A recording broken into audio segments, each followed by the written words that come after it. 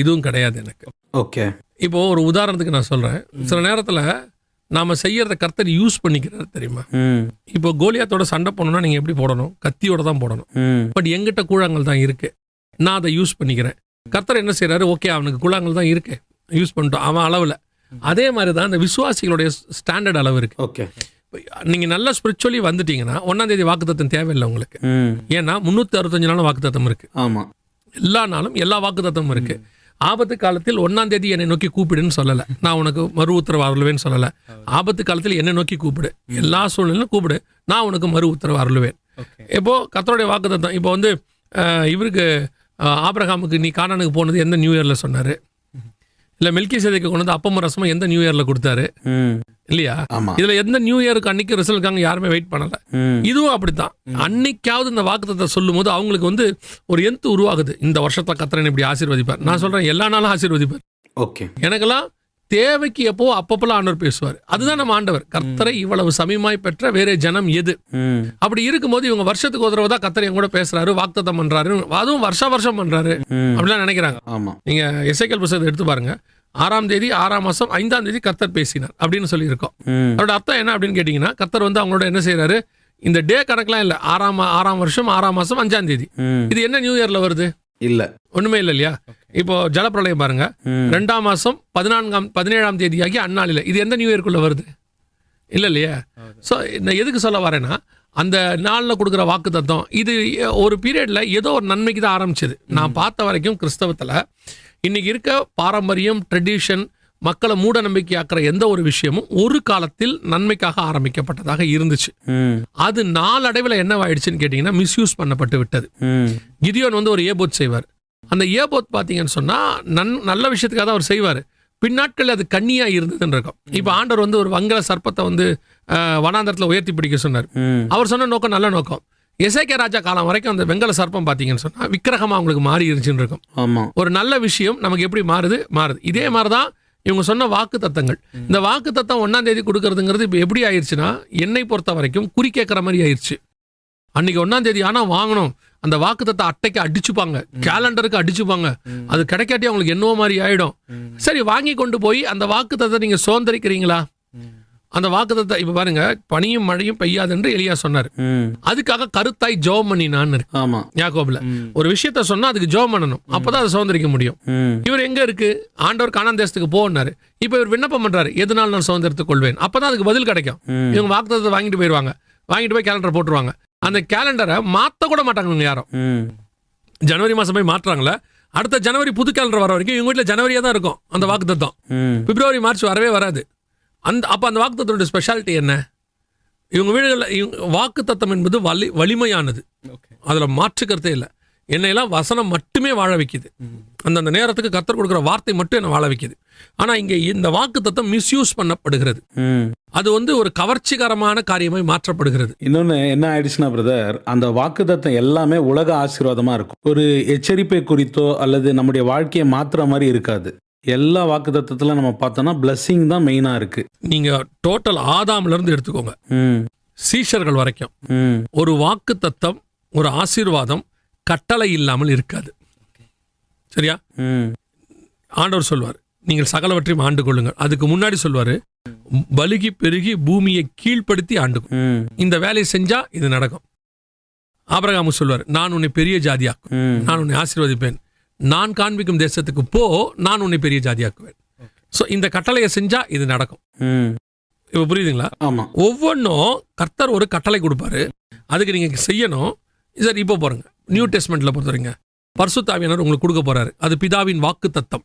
Bible அப்படிதான் சொல்லுது, பிதாவின் வாக்கு தத்தம் நிறைவேற நீங்கள் காத்திருங்கள் அப்படின்னு இருக்கு. பிதாவின் வாக்கு தத்தம் ஆகிய பரிசுத்த ஆவின்னு இருக்கு. எங்க இருக்கு? கலாத்தியர்ல இருக்கு.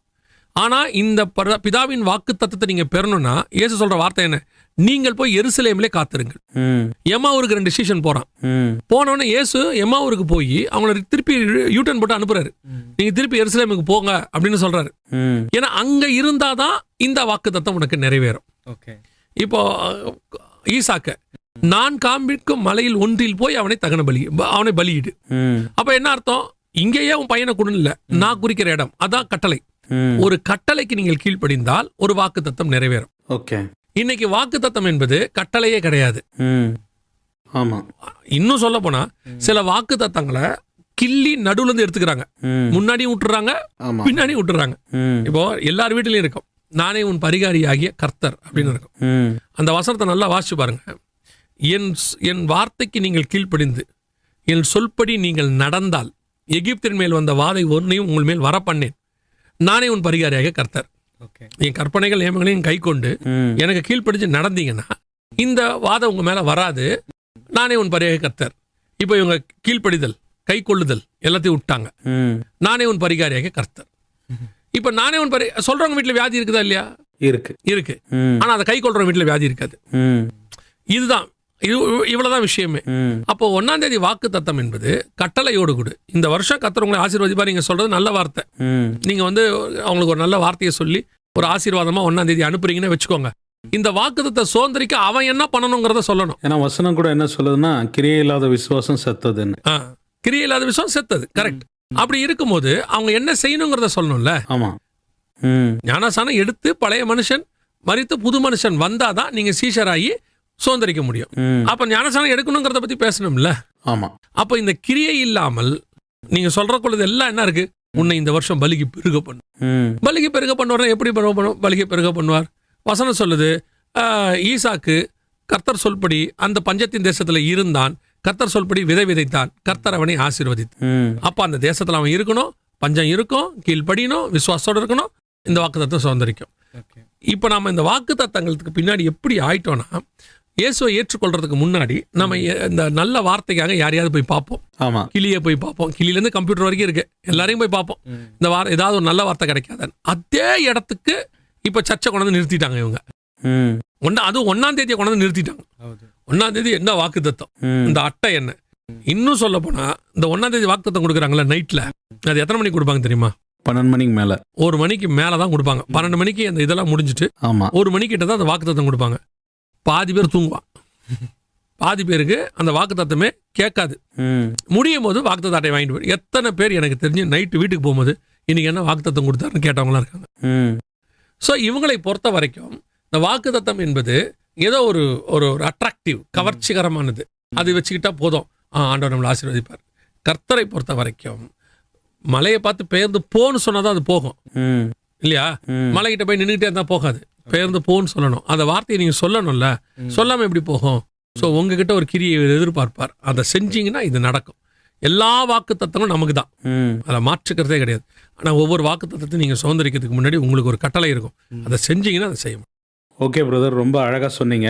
இன்னொன்று, இந்த 2026 எல்லாருமே ஒவ்வொரு விதமான ஒப்பீனியன்ஸை சொல்கிறாங்க. இந்த வருஷம் ஆசீர்வாதமாக இருக்கும், தேசத்தில் இப்படி இருக்கும். நீங்கள் as a Bible teacher end டைம்ஸை குறித்து பேசுறதுனால இந்த 2026 நாங்கள் என்ன எக்ஸ்பெக்ட் பண்ணணும்? எல்லாருக்குள்ளேயும் ஒவ்வொரு ஒப்பீனியன்ஸ் இருக்கிறதுனால நீங்கள் 2026 எப்படி இருக்கும்னு சொல்கிறீங்க? இல்லை, நான் வருஷ தீர்க்க தரிசனங்கள் சொல்கிறதுல எனக்கு அவ்வளோ உடன்பாடு இல்லை. ஓகே, சரியா? என்னன்னா அந்த வருஷத்தில் ஒன்று நடக்கும்னா அந்த வருஷத்தில் நடக்கிற விஷயத்த கர்த்தர் எப்படி சொல்லுவாருன்னு எனக்கு பைபிள் சொல்லி கொடுத்துருக்கு. சரிங்களா? பைபிள் எனக்கு சொல்லி கொடுத்துருக்கு கர்த்தர் எப்படி சொல்லுவாருன்னு. இன்னைக்கு சொல்கிறவங்க 1ஆம் தேதி சொல்கிற தீர்க்க தரிசனங்களில் பெரும்பான்மையானவர்கள் பைபிள் சொல்கிற மெத்தடில் இல்லை. பைபிள் சொல்கிற மெத்தடில் ஒருத்தன் ஊழியம் பண்ணானா அது ஊழியம். ஓகே. பைபிள் சொல்கிற மெத்தடில் அவன் ஊழியம் பண்ணலை, ஆனால் ஊழியம் பண்ணுறானா எப்படி ஏற்றுக்கொள்ள முடியும்? ஆமாம் இல்லையா? அதே மாதிரி தான் இப்போ இவங்க சொல்லக்கூடியதான ஜனங்களுக்கு இந்த வருஷம் இப்படி நடக்கும் அப்படின்னு சொல்லக்கூடியது இருக்குல்ல, அதில் பெரும்பான்மையானவைகள் கர்த்தர் சொல்கிறது இல்லை. என்னை பொறுத்தவரை கர்த்தர் இப்படித்தான் சொல்லுவாருன்னு டோட்டல் பைபிளில் இருக்குது. எல்லா காலகட்டத்திலும் நோவா கிட்ட ஆரம்பிச்சிருக்காரு, ஏனோக்கு கிட்ட ஆரம்பிச்சிருக்காரு. அங்கே ஆரம்பித்த தேவன் வெளிப்படுத்தின விசேஷம் வரைக்கும் நமக்கு சொல்லியிருக்கிறார். அப்படி சொல்லும்போது இவங்க சொல்லக்கூடிய எந்த பேட்டர்ன்லையும் அது இல்லை.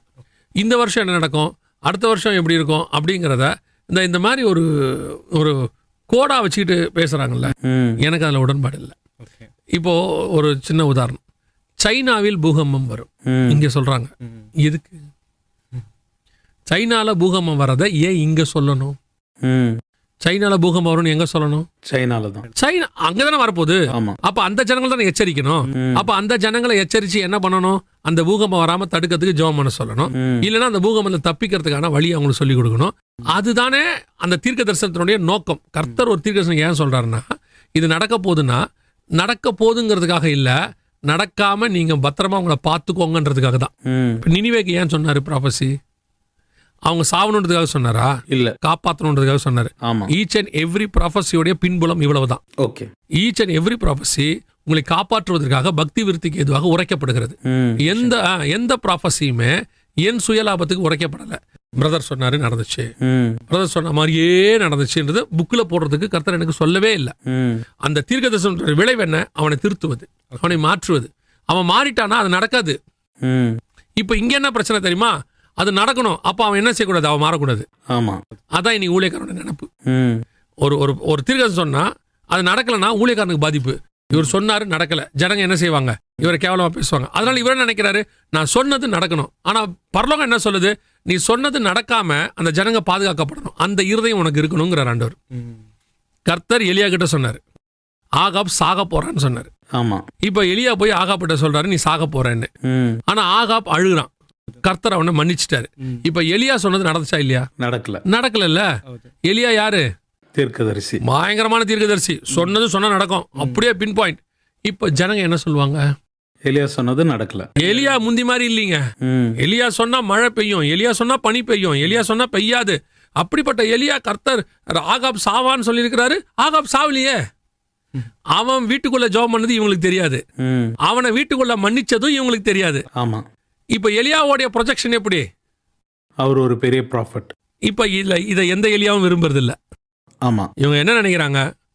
யோனா ஜனங்க மாதிரியே, யோனா இருக்கான்ல அவன மாதிரியே நான் சொன்னேன் அது நடக்கணும். ஆமா. நடக்காட்டி உங்களுக்கு வருத்தமாயிடும். நடந்தா சந்தோஷப்படுறாங்க. எப்படி சந்தோஷப்படுவீங்க? ஆமா.